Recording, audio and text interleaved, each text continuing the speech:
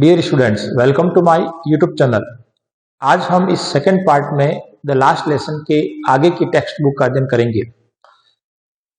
While I was thinking of all this, जबकि मैं उन सब के बारे में सोच रहा था। लिटिल फ्रेंच यहाँ कह रहा है कि मैं अचानक जब उसे पता चला कि लैंग्वेज फ्रेंच की जगह अब जर्मन पढ़ाई जाएगी स्कूलों में, ऐसी स्थिति में उसे किताबें, उनके अध्यापक अब उसे अच्छे लगने लगे। तो उसी समय ये सब इन सब चीजों के बारे में सोच रहा था। आई हर्ड, तब मैंने सुना, यानी लिटिल फ्रेंच कह रहा है कि आई हर्ड माई नेम, मैंने सुना मेरा नाम कॉल्ड, पुकारा गया। It was my turn to recite, अब मेरी बारी थी टू रिसाइट, सुनाने की। यानी जिस डर से वो स्कूल लेट गया, उसी को सुनाने की अब उसकी बारी आई और उस बारी के लिए उसका नाम पुकारा गया। What would I not have given to be able to say? What would I not have given to be able to say? जिसको मैं कहने को कतई तैयार नहीं था। That उन dreadful, डरावने या भयानक, रूल, नियम, for the participle के all through, पूर्ण रूप से, very loud, बहुत तेज, and clear, स्पष्ट आवाज में, एंड विदाउट वन मिस्टेक, बिना एक गलती के। यानी जिन पार्टिसिपल के रूल को बिना किसी गलती के तेज और स्पष्ट आवाज में सुनाने के लिए, कहने के लिए मैं कतई तैयार नहीं था, उसी के लिए मेरा नाम पुकारा गया। बट किंतु I got mixed up on the first word and stood there. But किंतु जब मैं बोलना स्टार्ट किया, आई गॉट मिक्स्ड अप, मैं उलझ गया, यानी मैंने शब्दों को मिला दिया। ऑन द फर्स्ट वर्ड, पहले ही शब्दों में, यानी नियम बोलने के लिए जो ही मैं शुरू हुआ, पहले ही शब्दों में उलझ गया। एंड स्टूड देयर, और वहां खड़ा रहा, होल्डिंग ऑन, पकड़े हुए या थामे हुए, माई डेस्क, मेरी डेस्क को। यानी एम हैमल द्वारा जब नाम पुकारा गया लिटिल फ्रेंच का कि वो पार्टिसिपल के रूल्स को सुनाए, तो उसने जो ही बोलना शुरू किया वह उलझ गया, वो बोल नहीं पाया और चुपचाप टेबल को, अपनी डेस्क को पकड़े हुए खड़े रहा। माई हार्ट बीटिंग, मेरा हृदय धड़क रहा था। एंड नॉट डेयरिंग, और मैंने साहस नहीं किया, टू लुक अप, ऊपर देखने का। आई हर्ड, मैंने सुना, एम हैमल से टू मी, एम हैमल ने मुझसे कहा, आई वॉन्ट स्कोल्ड यू, मैं तुम्हें नहीं डांटूंगा, एवरी डे, प्रतिदिन, French, I won't scold you, मैं तुम्हें नहीं डांटूंगा, little French, you must feel, तुम स्वयं ही अवश्य महसूस करोगे, बैड, बुरा, एनफ, पर्याप्त रूप से। यानी जब लिटिल फ्रेंच उन पार्टिसिपल के नियमों को नहीं बोल पाया, तो लिटिल फ्रेंच ने कहा, एम हैमल ने कहा कि मैं तुम्हें इसके लिए नहीं डांटूंगा, तुम खुद ही इसको बहुत ही बुरा महसूस करोगे।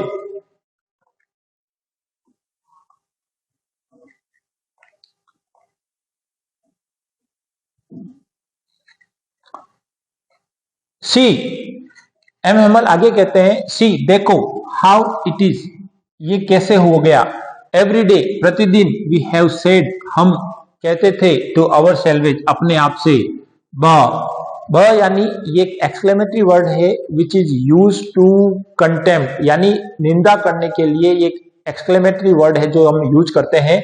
ब, I have plenty of time, मेरे पास भरपूर समय। लिटिल फ्रेंच को यहाँ पर एम हैमल कह रहे हैं कि हम अपने आप को प्रतिदिन कहते हैं कि मेरे पास भरपूर समय है। I will learn it tomorrow, मैं इसे कल याद कर लूंगा। यानी कहने का मतलब यह है कि एम हैमल यहाँ पर बच्चों को कह रहे हैं कि हम सीखने को अगले दिन के लिए टाल देते हैं। एंड नाउ, लेकिन, एंड नाउ, और अब, यू सी, तुम देखो, where we have come out, अब इसका क्या परिणाम निकल आया, हम अब कहां पर आकर खड़े हो गए हैं। दैट्स द ग्रेट ट्रबल, और यही सबसे बड़ी परेशानी है, विथ अल्सेस, अल्सेस के साथ। सी, यहां पर सी अल्सेस के लिए लिया गया है। सी किसके लिए लिया गया है? अल्सेस के लिए। She puts off learning till tomorrow, और यही लोग, अल्सेस के लोग हैं, वो सीखने के लिए कल तक के लिए टाल देते हैं। नाउ अब दोज फेलोज, वे लोग आउट देयर, जो बाहर खड़े हैं, विल हैव द राइट, जिनको ये अधिकार है, टू से, कहने का, टू यू, आपको, हाउ इज इट, ये कैसे है। यानी जो बाहर पर्शिया के सैनिक ड्रिलिंग कर रहे हैं, अभ्यास कर रहे हैं, उन लोगों के पास ये अधिकार होगा कि अब कैसे रहा है। अब वो तुमसे पूछेंगे कि तुम क्या पूछेंगे, अभी हम पढ़ेंगे कि तुम फ्रेंच लोग होने का दावा करते हो और तुम्हें अपनी भाषा भी लिखना और पढ़ना नहीं आता है। क्या कहेंगे, यू प्रिटेंड, तुम दिखावा करते हो, टू बी फ्रेंचमैन, एक फ्रांसीसी होने का, एंड येट, और फिर भी, you can neither speak nor right your on language, न तो तुम अपनी भाषा को लिख सकते हो, न ही बोल पाते हो। यानी एम हैमल स्पष्ट रूप से बच्चों से कह रहा है कि तुम लैंग्वेज को, अपनी भाषा को सीखने के लिए ये कहकर टाल देते हो कि अभी हमारे पास भरपूर समय है, इसे हम कल सीख लेंगे, और यही सबके साथ समस्या होती है। अब वे लोग जो बाहर अभ्यास कर रहे हैं, वो लोग तुमसे कहेंगे कि तुम दिखावा तो करते हो कि हम फ्रेंचमैन है, लेकिन न तो तुम वो भाषा, अपनी भाषा न लिख पाते हो, न बोल सकते हो। बट किंतु you are not the words, तुम ही सबसे बुरे, खराब नहीं हो। Poor little Franz, we have all a great deal to reproach our selves with, we have all a great deal, a great deal का मतलब होता है अत्यधिक, टू रिप्रोच, रिप्रोच का मतलब होता है धिक्कारना, अपने आप को कोसना, धिक्कारना या अपने आप को कोसना, अवर सेल्वेज विथ, इसके लिए तुम ही दोषी नहीं हो, हम सब अपने आप को इसके लिए कोस रहे हैं। तो यहां पर लिटिल फ्रेंच के लिए एम हैमल कह रहा है बच्चों को, लिटिल फ्रेंच को शामिल करते हुए, कि ये सबके साथ समस्या है कि तुम सीखने को कल पर टाल देते हो। कहने का तात्पर्य यह है कि टीचर सीधा सीधा बच्चों के ऊपर ये आरोप, एक ब्लेम लगाता है कि तुम नहीं सीख पाए, इसके कारण तुम हो, क्योंकि तुमने सीखने को कल पर टाल दिया। फिर आगे कहता है कि केवल तुम ही नहीं, इसके लिए कोई और भी दोषी है। कौन है? Your parents were not anxious, तुम्हारे माता पिता भी, वर नॉट, नहीं थे, एंक्शियस, चिंतित, एनफ, पर्याप्त रूप से, टू हैव यू लर्न, कि वो तुम्हें सिखा पाए। यानी दूसरा ब्लेम है वो एम हैमल ने बच्चों के माता पिता पर लगाया। बच्चों के माता पिता पर लगाया, क्या कहा कि तुम्हारे माता और पिता भी तुम्हें सिखाने के प्रति चिंतित नहीं थे। दे, यानी माता पिता ने, प्रीफर्ड, प्राथमिकता दी, टू पुट यू, तुम्हें रखने की, टू वर्क, काम पे, ऑन ए फार्म, खेतों में, और एट द मिल्स, और किन्हीं फैक्ट्रियों में, सो एज, ताकि, to have a little more money, ताकि कुछ और ज्यादा पैसा प्राप्त हो सके, एंड आई, और मैं भी। यानी एम हैमल ने सबसे पहले नई सीखने का दोष बच्चों पे लगाया कि तुम हमेशा सीखने को तुम्हारों पे टालते गए। फिर उन्होंने बच्चों के माता पिता पर ये आरोप या ब्लेम लगाया कि तुम्हारे माता पिता भी तुम्हें सिखाने को चिंतित नहीं थे, वे तुम्हें पढ़ाई के बजाय तुम्हें कहीं खेतों में या कहीं पर फैक्ट्री में काम में लगा देते, ताकि घर चलाने के लिए कुछ ज्यादा पैसा या एक्स्ट्रा पैसा आ जाए। और लास्ट में तीसरा ब्लेम एम हैमल लगा रहा है अपने आप पर, एंड आई, और मैं भी, I have been to blame also, मुझे भी इसका दोष दिया जाना चाहिए। एम हैमल ये भी कह रहा है कि इसका दोषी कुछ मैं भी हूं। Have I not often sent you to water my flower instead of learning your lesson, यानी एम हैमल कह रहा है कि क्या मैंने तुम्हें पाठ पढ़ाने और सिखाने के बजाय अपने पौधों को पानी देने के लिए नहीं भेज दिया था? हैव आई नॉट ऑफन, क्या मैं प्राय नहीं भेजता था, सेंट यू, तुम्हें, टू वाटर, पानी देने के लिए, माई फ्लावर, मेरे फूलों को, पौधों को, इंस्टेड ऑफ, बजाय, लर्निंग, सिखाने के, योर लेसन, तुम्हारे पाठों को। यानी एम हैमल इसके लिए अपने आप को भी ये दोषी ठहराता है कि मुझे पढ़ाने के बजाय, सिखाने के बजाय मैंने तुम्हें पौधों को पानी पिलाने के लिए भेज दिया था। एंड, और when I wanted to go fishing, और जब मुझे मछली पकड़ने के लिए जाना होता, did I not just give you a holiday, तो क्या मैं तुम्हारी छुट्टी नहीं कर देता या तुम्हें छुट्टी नहीं दे देता, यानी स्कूल उस दिन ऑफ रहता, तो केवल इसलिए कि मुझे कहीं जाना होता फिशिंग के लिए या कहीं और, इसलिए मैंने तुम्हारे क्या कर दी, छुट्टी कर दी। तो इस नहीं सीखने का तीसरा दोषी है एम हेमल, वो खुद को बताता है। तो इस प्रकार एम हेमल ने भाषा नहीं सीखने की 3 दोष लगाता है। पहला दोष बच्चों पर कि वो उन्होंने सीखने को कल तक टालते गए, दूसरा दोष उनके पेरेंट्स पर कि उन्होंने उनको अलग जगह पे काम पे रख लिया ताकि थोड़े पैसे आ जाए, वो भी तुम्हें सिखाने के प्रति चिंतित नहीं थे, और तीसरा दोष सी उसने अपने आप को बताया या दोष अपने ऊपर लगाया कि उन्होंने पढ़ाने की बजाय पौधों को पानी पिलाने के लिए या फूलों को पानी पिलाने के लिए, या कभी उन्हें कहीं और जाना होता जैसे फिशिंग, तो उन्हें स्कूल की छुट्टी करनी पड़ती, इसलिए कहीं ना कहीं मैं भी दोषी हूं। देन ये दोष लगाने के बाद from one thing to another, एक चीज से दूसरी ओर, M Hamel went on to talk, M Hamel ने अपनी बातचीत को जारी रखा और to talk of the French language, French भाषा के बारे में। अब ये आरोप लगाने के बाद, दोष लगाने के बाद एम हेमल ने फ्रेंच भाषा के बारे में अपनी बातचीत को जारी रखा, सेइंग, ये कहकर that it was the most beautiful, underline कर ले इस लाइन को, कि फ्रेंच लैंग्वेज है वो बहुत ही मोस्ट ब्यूटीफुल लैंग्वेज है। ये आप देख सकते हैं, आपका फ्रेंच का नक्शा है, फ्रेंच के इस नक्शे में आप देख सकते हैं ये अल्सेस और ये लोरियन। यहां मैं आपको सही ढंग से बता दूं,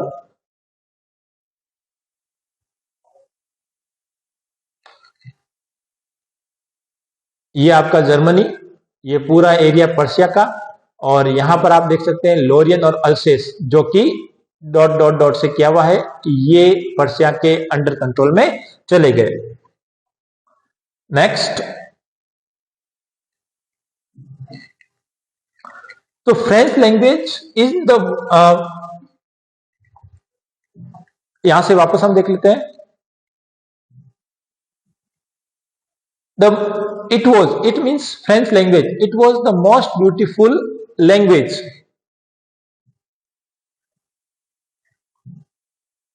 most beautiful language in the world, यानी एम हेमल ने फ्रेंच लैंग्वेज को विश्व की सबसे सुंदर भाषा बताया, द क्लियरेस्ट, सबसे स्पष्ट, एंड द मोस्ट लॉजिकल, और बहुत ही तार्किक भाषा, दैट वी मस्ट गार्ड, कि हमें इसकी अवश्य ही गार्ड करनी चाहिए। गार्ड का मतलब होता है यहाँ पर रक्षा करना, बचाव करना, हमें इसकी रक्षा करनी चाहिए। इट, इस भाषा का, अमंग अस, हमारे बीच में, एंड नेवर फॉरगेट इट, और इसे कभी नहीं भूलना चाहिए। यानी एम हेमल ने फ्रेंच भाषा को विश्व की सबसे सुंदर, सबसे क्लियरेस्ट और सबसे लॉजिक भाषा बताया, और यह भी कहा कि हमें इस भाषा को सुरक्षित रखना चाहिए, बचाना चाहिए।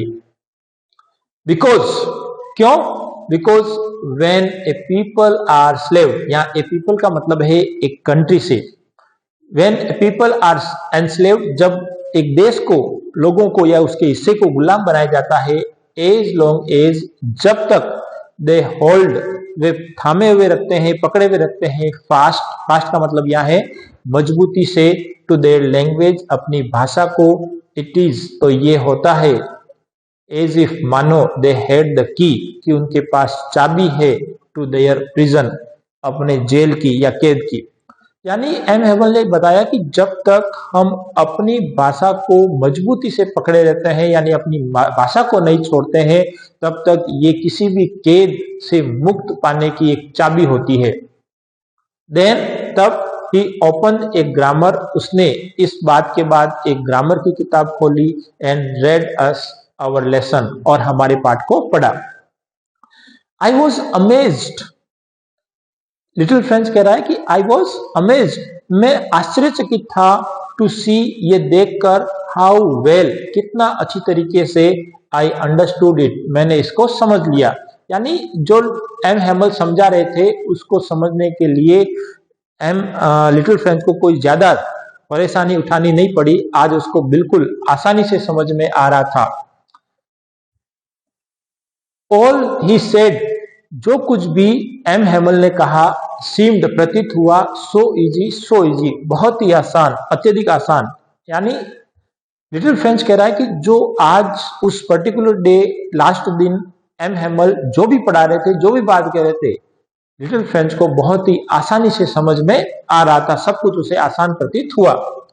आई थिंक मैं सोचता हूं टू भी that I had never listen so carefully, कि शायद हो सकता है मैंने इतना केयरफुली यानी ध्यानपूर्वक इसे कभी सुना ही ना हो, एंड दैट और ये भी he had never explain everything, या अध्यापक ने सब चीजों को इतना एक्सप्लेन किया भी नहीं हो विथ सो मच पेशेंस, इतने धैर्य के साथ। यानी आज एम हेमल द्वारा की हुई बताई हुई हर बात लिटिल फ्रेंच को समझ में आ रही थी। इसको देखकर लिटिल फ्रेंच ताज्जुब करता है, आश्चर्यचकित करता है कि उसे सब कुछ आसान लग रहा है।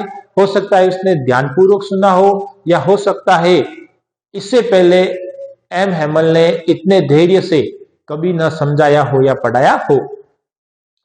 इट सीम्ड, ये प्रतीत हुआ, ऑलमोस्ट लगभग, एज इफ मानो, द पुअर मैन, बेचारा व्यक्ति यानी M Hamel, wanted to give us, हमें देना चाहता है, ऑल ही न्यू, जो वो सब कुछ जानता है, बिफोर गोइंग अवे, यहां से जाने से पहले। यानी एम हेमल इस प्रकार से उन्हें चीजें बता रहे थे, उन्हें सुनकर लिटिल फ्रेंच को लगा कि एम हेमल चाहते हैं कि वो यहाँ से जाए, उससे पहले जो कुछ उन्हें पता है वो सब कुछ देकर जाए। And to put it all, और इन सब को रख देना चाहता है, इनटू आवर हेड्स, हमारे मस्तिष्क में, एट वन स्ट्रोक, एक बार में ही, एक ही प्रहार में, एक बार में ही। यहां कुछ think as you read question दिए हुए हैं, ये हम नेक्स्ट वीडियो में अध्ययन करेंगे। आफ्टर द ग्रामर, यानी ग्रामर का पीरियड होने के बाद, we had a lesson in writing, एक राइटिंग में हमारा नेक्स्ट लेसन था।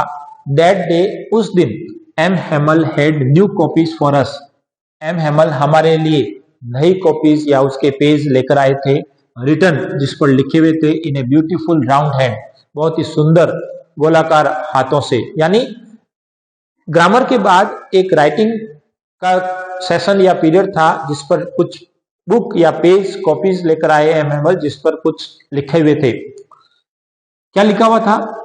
France Alsace, France Alsace. They looked like little flags, ये जो पेज पर फ्रांस अल्सेस जो छोटे बच्चों के लिए जैसा है वैसे वापस लिखा जाता है, वो कॉपीज लेकर आए थे। ये अक्सर, ये वर्ड, दे लुक्ड लाइक लिटिल फ्लैग्स, ये शब्द है लिटिल फ्रेंच को एक छोटे झंडे की भांति प्रतीत हुए, फ्लोटिंग, जो तैर रहे थे, एवरीवेयर, हर जगह, in the school room, school के कमरे में, हंग्स, लटके हुए थे, फ्रॉम द रोड, एक सड़क पे, और at the top of our desk, हमारी डेस्क के टेबल पे। You ought to have seen, तुम्हें देखना चाहिए, हाउ एवरीवन, कि कैसे प्रत्येक सेट टू वर्क, काम करने को तैयार थे, and how quite it was, और कितनी शांति थी। यानी उस दिन क्लास में हर बच्चा वो काम करने को तत्पर था, तैयार था, और कक्षा में बिल्कुल शांति थी।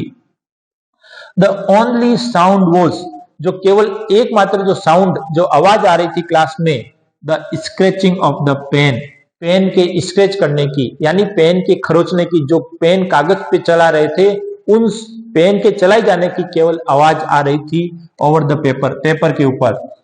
वंस सम बीटल्स फ्लू इन, कभी कभी कुछ कीड़े मकोड़े, बीटल्स, फ्लू इन, उड़ते हुए अंदर आ जाते, बट किंतु nobody paid any attention to them, लेकिन कोई भी विद्यार्थी, किसी ने भी उनकी ओर ध्यान नहीं दिया। Not even the littlest one, यहां तक कि कक्षा के सबसे छोटे बच्चे ने भी। हु वर्क, जो काम कर रहा था, राइट ऑन, सीधे, ट्रेसिंग, ट्रेस करते हुए, ट्रेस करने का मतलब है जैसे कोई अक्षर, जैसे ये ए लिखना है तो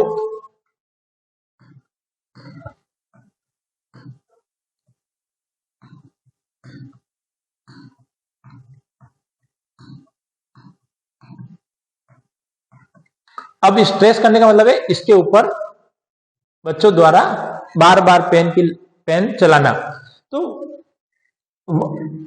हु वर्क जो काम कर रहा था, right on tracing their fish hook, जो एक चित्र बना हुआ था फिश हुक, उस पर वो लाइनें चला रहा था, एज इफ मानो दैट वॉज फ्रेंच, मानो कि वो कोई फ्रेंच हो यानी फ्रेंच देश हो, टू भी ऑन द रूफ, छत पर, द पिजन कबूतर, कू कू यानी कबूतर अपनी आवाज निकाल रहे थे, इन वेरी लो बहुत ही धीमे, एंड आई थॉट, और उस आवाज को सुनकर लिटिल फ्रेंच कह रहा है, आई थॉट मैंने सोचा, टू माई सेल्फ अपने आप ही, will they make them sing in German, क्या वे लोग जो हमारे ऊपर जबरदस्ती एक जर्मन भाषा थोप रहे हैं, क्या वे लोग उन कबूतरों को भी कहेंगे कि वो अपनी कू की आवाज जर्मन में निकाले, इवन द पिजन्स, पिजन्स को भी, यानी जिन लोगों ने हमारे ऊपर फ्रेंच लैंग्वेज की जगह जर्मन लैंग्वेज पढ़ाई जाने का ऑर्डर निकाला है, तो क्या वे लोग जो दूसरे पशु पक्षी है या कबूतर जो उसकी आवाज को सुनकर, कू की आवाज को सुनकर लिटिल फ्रेंच सोच रहा है कि क्या उनको भी कहेंगे कि वो भी अपनी ये कू की आवाज जर्मन भाषा में निकाले। कहने का तात्पर्य है कि जितने भी बंदिशें हैं, लिमिटेशन है, वो मानव के प्रति है, इसके अलावा किसी और पे नहीं। Whenever I looked up, जब मैंने ऊपर देखा, from my writing, अपने राइटिंग से, यानी मैं पेज लिखते लिखते मैं बार बार ऊपर की ओर देख रहा था, I saw, तो मैंने देखा, M Hemal sitting motionless, M Hemal चुपचाप बिना हिले डुले बैठे थे, इन हिज चेयर, अपनी चेयर में, एंगेजिंग, और घूर रहे थे, फर्स्ट एट वन थिंग, पहले एक चीज पर, एंड देन एट अनदर, और फिर दूसरी चीज पे, एज इफ मानो ही वांटेड टू फिक्स, मानो कि वो उसको स्थिर कर लेना चाहते हो, इन हिज माइंड, अपने माइंड में, अपने मस्तिष्क में, just how everything looked in, कि कैसे हर चीज, प्रत्येक चीज लुक्ड दिखाई देती है, in that little school room, उस छोटे से विद्यालय के कक्ष में या रूम में। फैंसी, कल्पना करें, for 40 years he had been there, कि वो 40 वर्षों के लिए यहाँ पर रहे थे, इन द सेम प्लेस, उसी स्थान पर, विद हिज गार्डन, अपने बगीचे के साथ, आउटसाइड द विंडो, जो खिड़की के बाहर दिखाई दे रहा था, एंड हिज क्लास, और उसकी कक्षा, इन फ्रंट ऑफ हिम, और उसकी कक्षा जो उसके सामने थी। यानी 40 वर्षों तक उन्होंने उस विद्यालय में रहकर फ्रेंच भाषा पढ़ाई थी, उनकी सेवा की थी।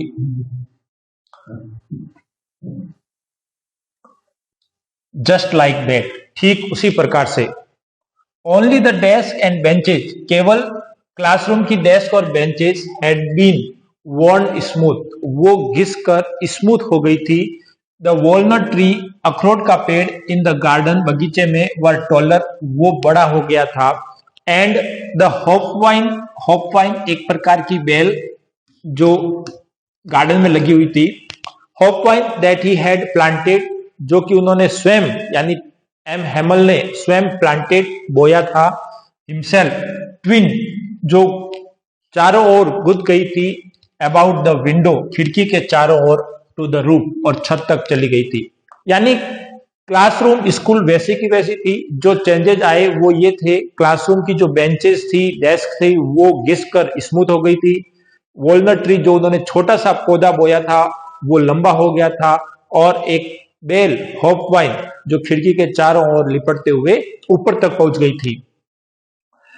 How it must have broken this his heart, how, कैसे, इट, ये चीजें, मस्ट हैव, अवश्य ही, ब्रोकन, तोड़ दिया होगा, हिज हार्ट, उसके हृदय को या दिल को, टू लीव इट ऑल, इन सब को छोड़कर जाने से, यानी इन सब चीजों को जो उन्होंने इतने बड़ी ध्यान से उनको बोया था, ध्यान रखा था, अब इन सब चीजों को छोड़कर एम हेमल यहां से जा रहे हैं, तो अवश्य ही इन चीजों ने उनके हृदय को तोड़ दिया होगा। पुअर मैन, बेचारे व्यक्ति, टू हियर, ये सुनकर, हिज सिस्टर, उतनी बहन को, moving about in the room above, classroom के ऊपर बने हुए कक्ष में चलते हुए, पैकिंग देयर ट्रंक्स, ट्रंक्स का मतलब होता है लार्ज बॉक्स, लार्ज बॉक्स, जो कि ऊपर के कमरे में बड़े बड़े बक्सों में अपने सामान पैक कर रही थी, फॉर, जिसके लिए they must leave the country next day, कि उन्हें अब अगले दिन ये जगह छोड़कर जानी होगी।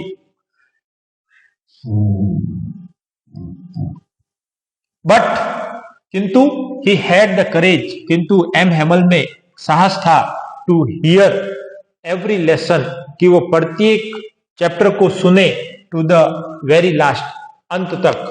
आफ्टर द राइटिंग यानी लिखने के बाद we had a lesson in history, अगला हमारा जो लेसन था या पीरियड था वो था हिस्ट्री का।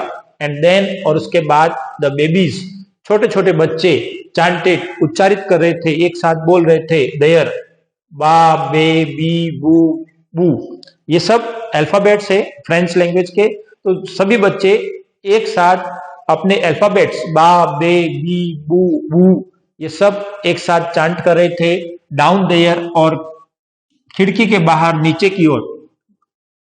Down there at the back of the room, कमरे के पीछे।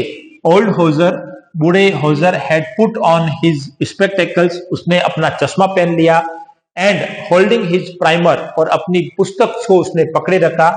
इन बोथ हैंड, अपने दोनों हाथों में। स्पेल्ड द लेटर, और वे भी स्पेल उच्चारित करने लगे, बोलने लगे द लेटर्स, उन अक्षरों को, विद देम, बच्चों के साथ। यू कुड सी, आप देख सकते थे, दैट ही, वह, टू वॉज क्राइंग, वह भी रो रहे थे। यानी ओल्ड होजर भी अपनी पुरानी पुस्तक खोलकर लेटर को बच्चों के साथ उच्चारित कर रहे थे, और आप ये देख सकते थे कि ओल्ड होजर के आंखों में भी आंसू थे, वो भी रो रहे थे। हिज वॉइस, उनकी आवाज, ट्रम्बल्ड विद इमोशंस, भावनाओं के साथ कांप रही थी, यानी कांपती हुई आवाज उनसे निकल रही थी। And it was so funny, और उनको इस प्रकार से बोलते हुए सो फनी, इतना मजाकिया लगा, टू हियर हिम, उसको सुनकर, दैट वी ऑल, यानी हम सभी, लिटिल फ्रेंच कह रहा है कि हम सभी यानी विद्यार्थी, वांटेड टू लाफ, हंसना चाहते थे, एंड क्राई, और चिल्लाना चाहते थे। यानी ओल्ड ओजर की कमकपी वाली आवाज को सुनकर वो सब हंसना और चिल्लाना चाहते थे मजाक में। अरे, how well I remember it, लेकिन हेमल लिटिल फ्रेंच को ये कैसे याद आया कि हाउ, कैसे, वेल, अच्छी तरीके से, आई रिमेम्बर, मुझे याद आता है, इट, यह, दैट लास्ट लेसन, ये अंतिम पाठ। यानी ओल्ड होजर की आवाज, कमकपी आवाज को सुनकर वो हंसना चाहते थे, चिल्लाना चाहते थे, लेकिन वो ऐसा नहीं कर पाए, क्योंकि ये उनको अब याद था कि ये हमारा आज का लास्ट लेसन है। ऑल एट वंस, ठीक उसी समय, द चर्च क्लॉक, चर्च की घड़ी में, स्ट्रक, बजे 12 बजे। बाहर, स्कूल के बाहर चर्च, वहां की घड़ी में 12 बजने की आवाज सुनाई दी। देन द एंजिलस, और फिर एक प्रेयर हुई। एंजिलस का मतलब चर्च में होने वाली prayer.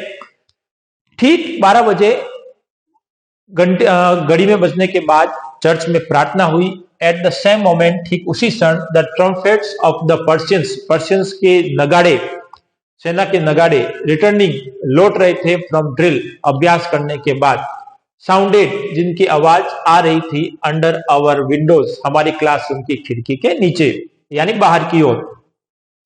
M Hemal stood up, ये आवाज सुनकर, यानी 12 बजे प्रेयर के बाद, और ज्यों ही वापस उसी दौरान नगाड़े जो पर्शियन सैनिकों के थे अपने अभ्यास करने के बाद जब लौट रहे थे, ठीक उसी समय एम हेमल स्टूड अप, खड़े हुए अपनी जगह से, वेरी पेल, बहुत ही दुखी, उदास उनका चेहरा उतरा हुआ, इन हिज चेयर, अपनी चेयर से। आई नेवर सा हिम लुक सो टॉल, इससे पहले मैंने ऐसे रूप में एम हेमल को नहीं देखा था। माई फ्रेंड्स, सेड ही, मेरे मित्रों, सेड ही, एम हेमल ने कहा। आई, वो कुछ बोलना चाह रहे थे, मैं, बट समथिंग चॉक्ड हिम, लेकिन किसी ने उनके गले से ये आवाज निकलना बंद कर दी, यानी रोक दिया। He could not go on, अपनी उस बात को वो जारी नहीं रख सके। देन, तब, he turn to the blackboards, उन्होंने ब्लैक बोर्ड्स की ओर मुड़े। टुक ए पीस ऑफ चौक, एक चौक का टुकड़ा उठाया। And bearing on with all his might, और अपनी संपूर्ण शक्ति को समेटते हुए, ताकत को बटोरते हुए, ही रोट, उन्होंने लिखा, as large as he could, उतना बड़ा जितना वो ब्लैक बोर्ड पर लिख सकते थे। वीवे ला फ्रांस, यानी वीवे ला का मतलब होता है live long France, live long France, यानी फ्रांस अमर रहे। उन्होंने ब्लैक बोर्ड पर ये लिखा। देन इसके बाद ही स्टॉप्ड, वह रुक गए, एंड लीन हिज हेड, और अपना सिर झुका दिया, अगेंस्ट द वॉल, दीवार की ओर, एंड विदाउट ए वर्ड, और बिना एक शब्द बोले, ही मेड ए गेस्चर, उन्होंने एक इशारा किया, टू अस, हमारी ओर, विद हिज हैंड, अपने हाथों से। स्कूल इज डिसमिस, यानी उनके हाथों का इशारा करने का मतलब था स्कूल इज डिसमिस, यानी स्कूल है वो अब समाप्त हो गई है।